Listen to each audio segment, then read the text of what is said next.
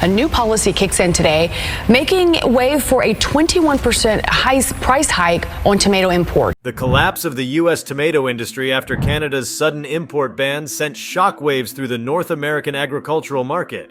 What had long been a stable and lucrative trade route between the two neighboring nations crumbled almost overnight, creating economic ripples that extended far beyond the tomato fields of California and Florida. At the heart of this dramatic shift lay a complex web of trade politics, market dependencies, and regional rivalries that exposed the fragile underbelly of an industry many Americans took for granted. As Canada slammed the door shut on U.S. tomato imports, Mexico stepped in without hesitation, capturing a massive $12 billion market opportunity and reshaping the continental food supply chain in its favor. Before we start, hit the like and subscribe buttons for more exclusive news.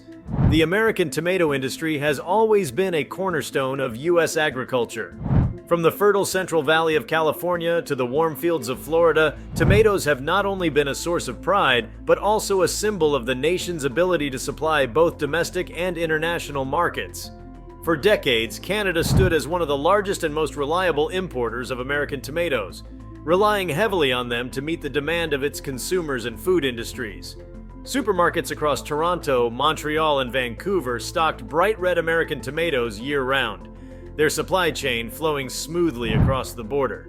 But when Canada abruptly introduced its ban, citing a mix of safety concerns, environmental regulations, and trade protection measures, the stability of that entire system was shattered. The timing of the ban could not have been worse for U.S. growers. Many farms were already struggling with tight margins, rising fuel costs, labor shortages, and mounting regulatory pressures. When Canada cut off imports, thousands of tons of ripe tomatoes suddenly had nowhere to go. Fields that were once bustling with pickers and trucks became eerily quiet as shipments were halted at border checkpoints. Warehouses filled with crates of produce began to rot, and local distributors scrambled to find alternative markets, none of which could absorb the volume or offer the same profit margins that Canadian buyers had provided. What had been a thriving bilateral trade relationship quickly turned into a logistical nightmare. The Canadian government justified its move by referencing stricter biosecurity and sustainability standards. Officials pointed to concerns over pesticide residues, water usage, and cross-border compliance with environmental regulations. However, many in the U.S. agricultural sector saw the decision as politically motivated. Some argued that it was part of a broader strategy to bolster Canada's own greenhouse tomato production, which had been expanding rapidly in Ontario and British Columbia.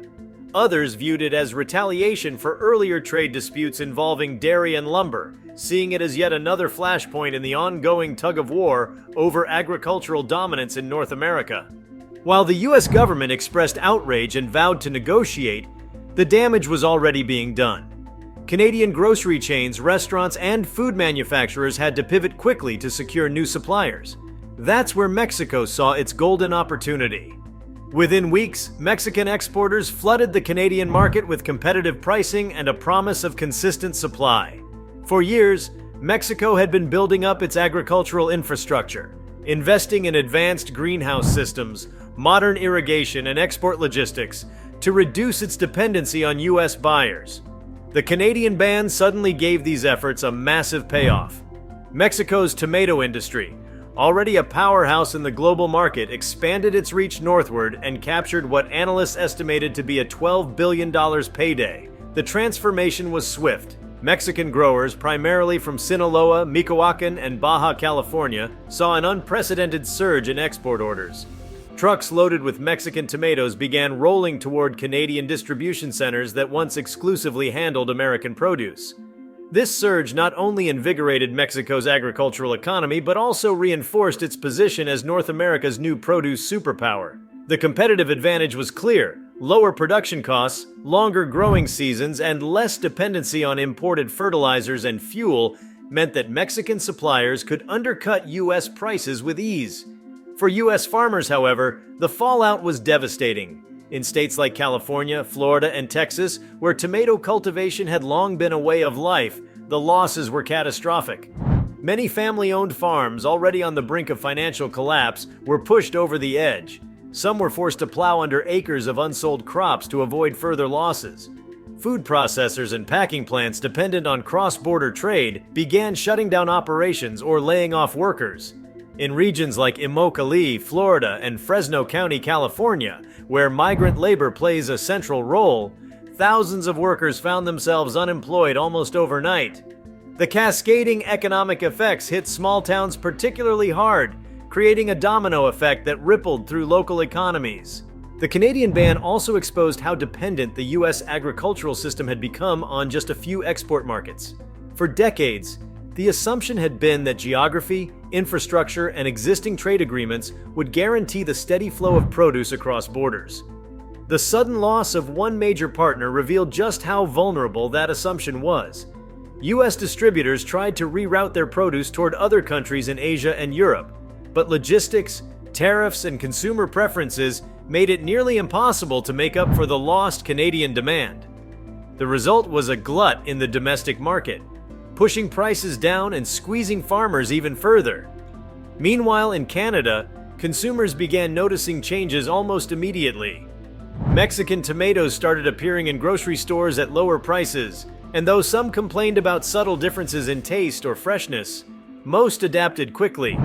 Canadian importers touted the shift as a move toward greater sustainability and diversification of supply.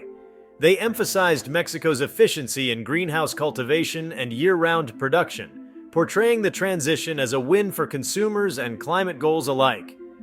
Politically, it played well with the narrative of supporting domestic industry and reducing dependency on American imports. The irony of the situation was not lost on many observers. The United States, which had long prided itself on being the agricultural heart of the continent, was now watching its northern and southern neighbors redraw the map of produce trade. While Washington debated how to respond, Mexico and Canada deepened their agricultural cooperation. Joint ventures, cross-border research, and long-term supply contracts were quickly established, solidifying Mexico's role as Canada's preferred tomato supplier.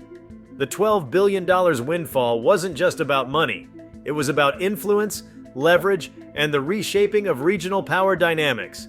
Economists describe the event as a textbook example of how trade realignments can happen almost instantaneously in the globalized economy. What took decades to build, a steady, mutually beneficial trade relationship, was undone in a matter of weeks. The collapse of the U.S. tomato industry in the face of the Canadian ban became a case study in over-reliance and lack of diversification. It wasn't that the U.S. couldn't produce quality tomatoes. It was that it couldn't adapt quickly enough to shifting political and market forces. The infrastructure that once gave American farmers their competitive edge, massive irrigation networks, distribution hubs, and logistics systems, was suddenly rendered useless when one of their main outlets disappeared. For Mexico, the boom was transformative. The influx of Canadian contracts led to rapid expansion in greenhouse construction, technological investment, and employment in rural areas. Entire communities in Sinaloa and Jalisco experienced a surge in economic activity, with new roads, processing plants, and export terminals springing up to handle the demand. The Mexican government celebrated the moment as a proof of its agricultural modernization policies and a testament to the country's growing global competitiveness. Even international investors took notice, funneling capital into Mexico's agri-tech sector, which now promised stable returns thanks to the guaranteed demand from Canada. From a strategic perspective, Mexico's triumph wasn't merely a lucky break. It was the result of long-term positioning. Over the past 2 decades, Mexico had quietly become a world leader in greenhouse-grown tomatoes, mastering controlled environments that allowed for higher yields and consistent quality. While American producers struggled with water restrictions, climate volatility, and rising costs, Mexican growers had already built a more resilient model. When Canada went searching for a replacement supplier, the infrastructure was ready, the logistics were in place, and the pricing was unbeatable. If you liked this video, please give it a like and subscribe to our channel. Also, could you leave your comments below and tell us, what are your thoughts on Canada's tomato ban impacting U.S. farmers? We want to hear from you. Thank you for watching and see you next time.